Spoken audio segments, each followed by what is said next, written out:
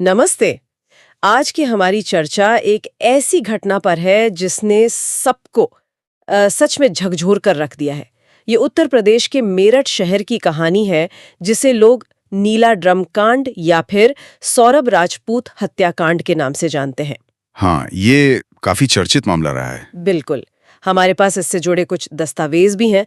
The blue drum murder Meerut case के कुछ अंश, और आज हम इन्हीं के सहारे इस पूरे मामले की तह तक जाने की कोशिश करेंगे। सही, मकसद यही है कि इसके तथ्य, किरदार और पूरा घटनाक्रम परत दर परत समझें। कहानी की शुरुआत ही होश उड़ा देने वाली है। एक merchant navy officer Saurabh Rajput, उनकी हत्या होती है। और आरोप किस पर है? आरोप है उनकी पत्नी मुस्कान रस्तोगी और उसके प्रेमी बताए जा रहे साहिल शुक्ला पर। और सिर्फ हत्या ही नहीं, शव को छुपाने का तरीका वो बहुत भयानक है। हाँ, वो ड्रम वाली बात बहुत ही विचलित करने वाली थी। चलिए इसी को थोड़ा और खोलते हैं, किरदारों से शुरू करें। हाँ, ठीक रहेगा। जारी है और शुरुआती रिपोर्ट्स के हिसाब से वजह बताई जा रही है अवैध प्रेम संबंध। अच्छा। और ये भी कि सौरभ मुस्कान को तलाक देने से मना कर रहे थे। ये वजह तो कई मामलों में सामने आती हैं, पर यहाँ जिस तरह से चीजें आगे बढ़ीं, वो सामान्य नहीं है। बिल्कुल, यहीं पर ये मामला और पेचीदा हो जाता है। अपराध को जिस तरह अंजाम दिया गया वो एक सोची समझी योजना लगती है। हाँ, ऐसा ही लगता है। आरोपों के मुताबिक पहला कदम था मुस्कान का सौरभ को खाने में नींद की गोलियां देना। अच्छा, खाने में? हाँ, और ये सिर्फ बेहोश करना नहीं था, ये सीधे सीधे प्री मेडिटेशन, मतलब पहले से बनी योजना की तरफ इशारा करता है। मतलब ये अचानक गुस्से में नहीं हुआ, पूरी प्लानिंग थी। लगता तो यही है। नींद की गोलियां बताती हैं कि इरादा पहले से था, योजना बनी हुई थी। और जब सौरभ बेहोश हो गए तब मुस्कान और साहिल ने मिलकर कथित तौर पर चाकू मारकर उनकी हत्या कर दी। हे भगवान! जैसा आपने कहा, मकसद अक्सर निजी होते हैं ऐसे केस में। अवैध संबंध, तलाक का झगड़ा। दुखद है कि ये इतनी भयानक हिंसा तक पहुंच जाते हैं। और इसके बाद जो हुआ वो शायद सबसे ज्यादा दहलाने वाला हिस्सा है। हत्या के बाद क्या किया उन्होंने? आरोप है कि उन्होंने तेज धार वाले हथियार से सौरभ के शव के कई टुकड़े कर दिए। टुकड़े? हाँ, कुछ रिपोर्ट्स में तो संख्या 15 तक बताई गई है। ये सोचने में भी अजीब लगता है। ये तो बहुत ही विभत्स है। और फिर उन टुकड़ों का क्या किया? उन्हें एक बड़े नीले रंग के प्लास्टिक के ड्रम में भरा गया। उसी ड्रम में जिसके नाम से केस जाना जाता है। हाँ, वही नीला ड्रम। और सिर्फ भरा नहीं, पहचान मिटाने के लिए और सबसे मुश्किल, बदबू दबाने के लिए।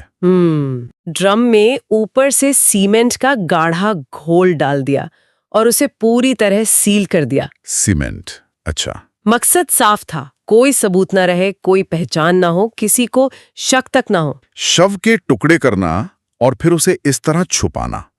अपराध मनोविज्ञान में इसके कुछ खास मतलब निकाले जाते हैं। जैसे कि? अक्सर ये पीड़ित को अमानवीय बनाने की एक कोशिश होती है, उसे एक वस्तु की तरह देखना, ताकि अपराधी खुद उस अपराध की भयानकता से थोड़ी भावनात्मक दूरी बना सके। मतलब खुद को यकीन दिलाना कि ये किसी इंसान के साथ नहीं किया। कुछ हद तक, हाँ, एक तरह का साइकोलॉजिकल डिफेंस मैकेनिज्म। हालांकि ये अपराध की गंभीरता कम नहीं करता। और फिर ये सीमेंट से सील करना, ये तैयारी दिखाती है। ये कोई आवेग में हुआ काम नहीं लगता।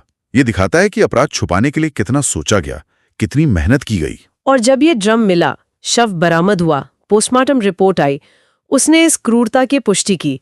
रिपोर्ट के जो खुलासे थे वो वाकई रोंगटे खड़े करने वाले थे। पोस्टमार्टम रिपोर्ट तो ऐसे मामलों में आईना होती है। सिर्फ मौत का कारण नहीं, बल्कि मौत का तरीका, क्रूरता का स्तर सब बताती हैं। रिपोर्ट में साफ आया कि सौरभ के सीने पर चाकू से कई बार थे, एक नहीं कई। यानी हमला कितना प्रचंड रहा होगा। और उनका सिर धड़ से अलग कर दिया गया था। सिर भी? हाँ, और दोनों हाथ भी कलाई से काट दिए गए थे। ये डिटेल्स अपराध की नृशंसता को दिखाती हैं। बिल्कुल, ये चोटें कई चीजों का संकेत देती हैं। मल्टीपल स्टैब वुंड्स, यानी कई बार चाकू मारना, अक्सर बहुत ज्यादा गुस्से या जुनून को दिखाता है। और शरीर के अंग काटना, खासकर सिर और हाथ, ये अक्सर पहचान मिटाने की एक बहुत ही हताश कोशिश होती है। ये सारे पॉइंट्स कानूनी कार्यवाही में बहुत महत्वपूर्ण सबूत बनते हैं। ये सिर्फ हत्या साबित नहीं करते, बल्कि आरोपियों के इरादे और अपराध की प्रकृति पर भी रोशनी डालते हैं। लेकिन कहानी यहीं खत्म नहीं हुई। सबूत मिटाने की कोशिशें और भी थीं। अच्छा, इसके बाद भी? हाँ, हत्या और शव को ड्रम में डालने के बाद मुस्कान और साहिल ने कथित तौर पर सौरभ का मोबाइल फोन अपने पास रख लिया सौरभ का फोन क्यों? और फिर वो दोनों उस फोन के साथ शिमला, मनाली, कसौल इन जगहों पर घूमने निकल गए। घूमने? हत्या के बाद? हाँ, करीब 14 दिनों तक वो हिमाचल प्रदेश में रहे। इसका क्या मतलब हो सकता है? पहली नजर में तो ये ध्यान भटकाने की कोशिश लगती है। बिल्कुल, शायद यही दिखाना चाहते थे कि सौरभ जिंदा हैं, कहीं घूमने गए हैं, नेटवर्क नहीं होगा इसलिए बात नहीं हो पा रही। और फोन इस्तेमाल करके शायद लोकेशन को भी गुमराह करना चाहते होंगे। हाँ, ताकि किसी को शक ना हो या जांच भटके। काफी शातिर प्लान था। लेकिन ऐसी योजनाएं अक्सर फेल हो जाती हैं। कहीं ना कहीं कोई चूक हो ही जाती है। और वही हुआ। लगभग 14 दिन बाद जब वो दोनों मेरठ वापस लौटे, तब कहानी में एक बिल्कुल अप्रत्याशित मोड़ आया। क्या हुआ? उनके मकान मालिक ने घर में रखे उस भारी नीले ड्रम को हटाने के लिए कहा। अच्छा, मकान मालिक ने? हाँ, शायद उन्हें जगह चाहिए थी या वो ड्रम वहां ठीक नहीं लग रहा था। उन्होंने कुछ मजदूरों को बुलाया ड्रम हटाने के लिए। और मजदूरों को शक हुआ होगा। बिल्कुल। जब मजदूरों ने ड्रम उठाने की कोशिश की तो उन्हें वजन बहुत ज्यादा लगा, असामान्य। उन्हें लगा कि भाई इसमें ऐसा क्या है जो इतना भारी है। और यहीं से पर्दाफाश हुआ। हाँ, ड्रम उठाते हुए या तो गलती से या वजन के कारण ड्रम का ढक्कन थोड़ा खुल गया। खुल गया? हाँ, और ढक्कन खुलते ही अंदर से एक असहनीय तेज बदबू फैली। ओह! बदबू इतनी तेज थी कि मजदूरों और मकान वाले को फौरन अंदाजा हो गया कि कुछ बहुत गड़बड़ है। उन्होंने तुरंत पुलिस को खबर दी। कमाल है।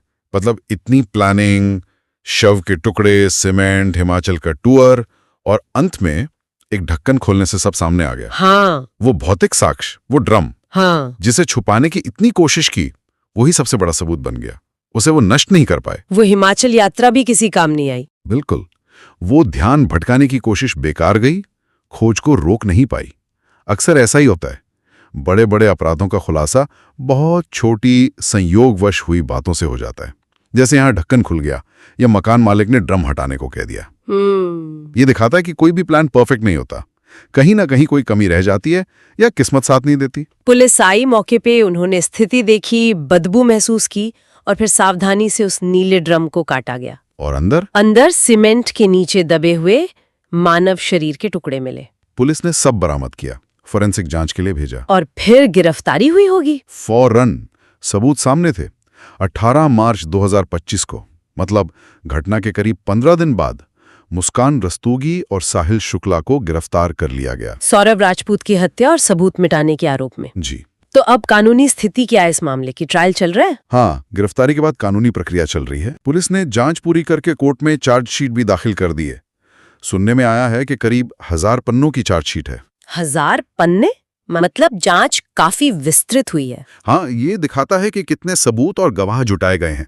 मुस्कान और साहिल पर हत्या यानी IPC 302 और सबूत मिटाने यानी IPC 201 के तहत आरोप तय हो चुके हैं। और ट्रायल कोर्ट में चल रहा है? जी, ट्रायल कोर्ट में है। और हाल की जानकारी के मुताबिक केस के अहम गवाहों के बयान कोर्ट में दर्ज हो रहे हैं। जैसे पोस्टमार्टम करने वाले डॉक्टर, उनकी गवाही मौत का कारण और चोटों की प्रकृति साबित करने के लिए बहुत जरूरी है। हाँ, वो तो मुख्य गवाह होंगे। और वो कैब ड्राइवर भी, जिसने शायद उन्हें हिमाचल यात्रा में मदद की थी, उसका बयान भी दर्ज हुआ है। वो बता सकता है कि आरोपी कहाँ-कहाँ गए, उनका बर्ताव कैसा था। अच्छा, तो मतलब केस अब अहम मोड़ पर है। बिल्कुल। गवाहों के बयान, फॉरेंसिक सबूत, परिस्थितिजन्य साक्ष्य, इन्हीं के आधार पर अदालत फैसला करेगी। अभियोजन पक्ष अपना केस मजबूत करने की कोशिश कर रहा होगा और बचाव पक्ष इन सबूतों और गवाहियों को चुनौती दे रहा होगा। इसमें समय लगता है, पर न्याय के लिए प्रक्रिया जरूरी है। तो ये थी मेरठ के उस नीले ड्रम हत्याकांड की पूरी कहानी। अब तक की विश्वासघात, भयानक क्रूरता, सबूत मिटाने की नाकाम कोशिश और फिर किस्मत से सच का सामने आना। हाँ, एक कथित प्रेम संबंध और तलाक का विवाद कैसे इतने जघन्य अपराध तक ले गया। इस पूरे मामले में जो बात सबसे ज्यादा सोचने पर मजबूर करती है, वो है अपराध की प्रकृति। ये सिर्फ हत्या नहीं है। नहीं, बिल्कुल नहीं।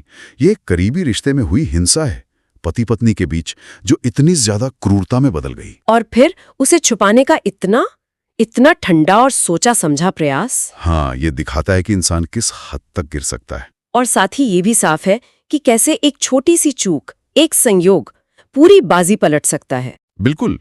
वो ड्रम जो सबूत मिटाने का जरिया था, वही सबसे बड़ा सबूत बन गया। विडंबना ही है।